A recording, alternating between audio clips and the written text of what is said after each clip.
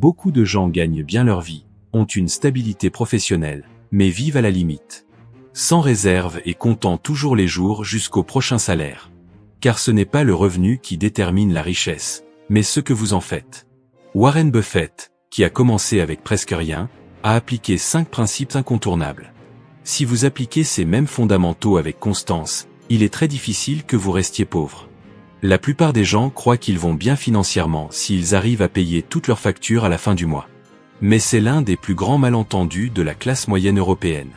Ne rien accumuler, c'est comme courir sur un tapis roulant. Vous vous déplacez, vous vous fatiguez, mais vous restez au même endroit. Avoir de l'argent, c'est une chose. Avoir l'air d'en avoir, c'est complètement différent. Les voitures financées ou les smartphones payés en plusieurs fois ne représentent pas un patrimoine. Ce ne sont que des déguisements temporaires et ils coûtent cher à long terme. Et c'est ici qu'intervient le premier principe de Warren Buffett. Ne dépensez jamais ce que vous ne pouvez pas payer comptant. Buffett est connu pour vivre de manière simple, même s'il est l'un des hommes les plus riches du monde. Si le prix d'intégrer quelque chose dans le présent est de renoncer à la sécurité future, le coût réel est bien plus élevé qu'il n'y paraît. En pratique, cela se traduit par des pièges tels que le leasing de voiture, les offres avec 0% d'intérêt et l'utilisation récurrente de la ligne de crédit ou de la carte de crédit. Ce sont des mécanismes qui engendrent l'illusion de pouvoir d'achat. Mais en analysant clairement, on se rend compte, ce que ces outils font vraiment, c'est anticiper un style de vie que votre patrimoine ne peut pas encore soutenir. Et la solution commence par une question simple. Combien vous reste-t-il réellement après avoir vécu ? Je fais référence à votre minimum nécessaire net, ce qui reste après le logement, le transport, l'alimentation et les obligations fixes. Ce chiffre est le véritable thermomètre de votre liberté financière. À partir de là, vous définissez votre limite de consommation et non l'inverse. Pour mieux contrôler ce comportement, appliquez 2 stratégies simples. La première est la règle des 24 heures. Avant tout achat non essentiel, attendez un jour. Cet intervalle réduit les impulsions et améliore les décisions. La seconde est la méthode payez-vous d'abord. Dès que vous recevez votre salaire, transférez automatiquement une partie sur un compte séparé pour épargne ou investissement. Cela garantit que même si vous dépensez, cela ne nuira pas à votre avenir. Maintenant, si vous parvenez à garder une somme à la fin du mois, la question devient inévitable. Que faire exactement de cet excédent ? C'est là qu'intervient le deuxième principe.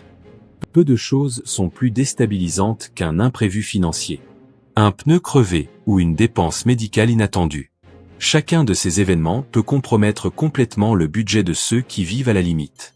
Et c'est pourquoi le deuxième principe de Buffett est si fondamental. Avant d'investir, construisez votre matelas d'urgence. Ce fonds doit couvrir au minimum 2 à 3 mois de vos dépenses de base. Pas de votre salaire, mais de votre coût réel de la vie. Cela inclut le logement, l'alimentation, le transport, les assurances et toute autre dépense fixe que vous ne pouvez pas réduire brusquement. Avec cette réserve, vous gagnez du temps, de la sécurité émotionnelle et la capacité de décision sous pression. Sans un fonds d'urgence, même un petit imprévu peut vous forcer à recourir à du crédit, ce qui déclenche un cycle difficile à briser. Au-delà du coût financier, le stress de vivre sans marge compromet votre capacité à penser clairement et à prendre de bonnes décisions. Mais où garder cet argent ? La réponse idéale est un compte à haute liquidité et à rendement raisonnable. Beaucoup d'Allemands ont choisi des comptes d'épargne à terme avec un rendement d'environ 3% par an, comme ceux proposés par des institutions telles que Comdirect ou Trade Republic, visant à protéger le capital et non à maximiser les gains. Pour ceux qui commencent de zéro, la règle pratique est claire. Mettez de côté 10% de votre revenu net chaque mois jusqu'à atteindre le montant nécessaire. Et si ce chiffre semble élevé, commencez par moins, l'important est de créer l'habitude. D'ailleurs, voici une mini-habitude puissante. Programmez une alerte mensuelle sur votre téléphone pour vérifier le solde de votre réserve. Rien qu'en voyant la somme augmenter, votre cerveau crée un cycle positif de renforcement et de continuité. Et maintenant que le risque est sous contrôle, nous pouvons entrer dans la partie la plus intéressante du parcours. Comment faire travailler votre argent pour vous ? Et c'est ici que le troisième principe entre en jeu. Si vous comprenez profondément ce principe, cela peut changer votre vie financière, même sans un salaire extraordinaire. Nous parlons du pouvoir du temps associé aux intérêts composés.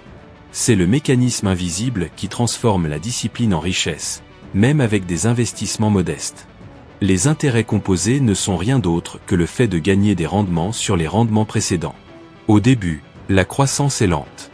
Mais avec le temps, elle s'accélère de manière exponentielle. Imaginez une petite boule de neige roulant du sommet d'une montagne. Au début, elle est légère, presque inoffensive. Mais à mesure qu'elle roule, elle accumule plus de masse et de vitesse. C'est l'effet que peu parviennent à attendre de voir. La règle des 72 est une manière simple de visualiser cet effet. Il suffit de diviser 72 par le taux de rendement annuel estimé. Avec un taux de 7%, votre argent double en environ 10 ans. Cela signifie qu'avec un taux conservateur courant dans les fonds négociés en bourse, bien diversifié, la croissance au fil de 2 ou 3 décennies peut être impressionnante. Prenons maintenant un exemple concret. Supposons que vous investissiez 250 € par mois dans un fonds négocié en bourse mondiale, comme le MSCI World. Avec un rendement moyen de 7% par an, vous disposeriez d'environ 245 000 € après 30 ans. La clé ici n'est pas combien vous commencez à investir, mais combien de temps vous maintenez l'habitude. C'est la logique de l'effet boule de neige. Plus vous commencez tôt, moins il faudra d'efforts à l'avenir. De nombreuses plateformes de courtage en Allemagne offrent des plans d'épargne automatique à partir de 10 € par mois. Des plateformes comme Trade Republic et Scalable Capital simplifient ce processus avec quelques clics. Tout cela semble solide, n'est-ce pas? Mais il existe un ennemi silencieux qui peut détruire cette construction avant même qu'elle ne commence. Et nous allons en parler dans le prochain principe. Gagner davantage ne signifie pas automatiquement en avoir plus. En réalité, de nombreux professionnels en Allemagne, ayant des revenus supérieurs à 80 000 € par an, vivent avec la même anxiété financière que ceux qui en gagnent la moitié. Comment est-ce possible? La réponse réside dans l'inflation du style de vie. Lorsque le salaire augmente, les dépenses augmentent également, et parfois, même plus rapidement. C'est un cycle dangereux. Un bonus devient une nouvelle voiture. Une augmentation se transforme en une maison plus grande. Et chaque nouvelle dépense fixe engloutit une partie de votre liberté future. Le piège est sournois, car presque tout le monde autour de vous fait de même. La comparaison sociale transforme le confort en compétition. Vous n'achetez pas par nécessité. Vous achetez parce qu'un collègue a acheté, et maintenant, il semble que vous soyez à la traîne. Il est facile de tomber dans l'illusion que le succès financier consiste à afficher ce que vous possédez, et d'oublier que la véritable liberté réside dans le fait de ne plus avoir besoin de prouver quoi que ce soit. Warren Buffett a compris cela tôt. Il vit depuis des décennies dans la même maison, conduit des voitures ordinaires et mange au McDonald's. Et non par manque d'options. Il sait que le style de vie ne doit pas croître avec le revenu. Il doit croître avec l'utilité, avec ce qui améliore réellement votre qualité de vie, pas seulement votre statut. Voici un exercice pratique. Chaque fois que vous souhaitez faire une mise à niveau de votre consommation, que ce soit un nouveau téléviseur, une voiture ou un voyage, faites également une mise à niveau de votre investissement.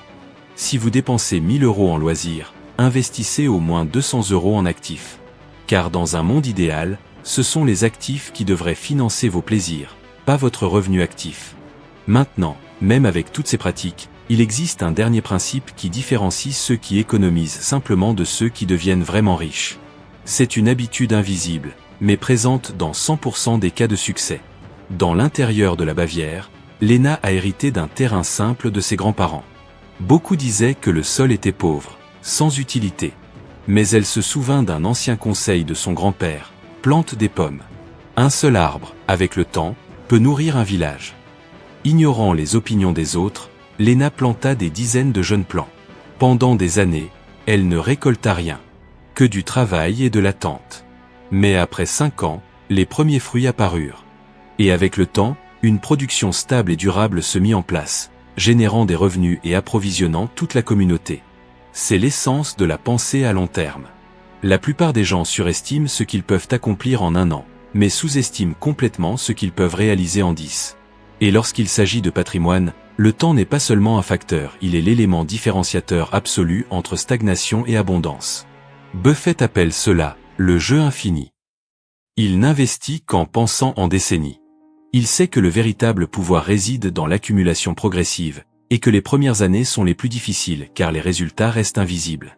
Mais ensuite, la courbe s'accélère. Pour appliquer cela dans la pratique, pensez à 3 horizons. À court terme, réservez de la liquidité pour les imprévus.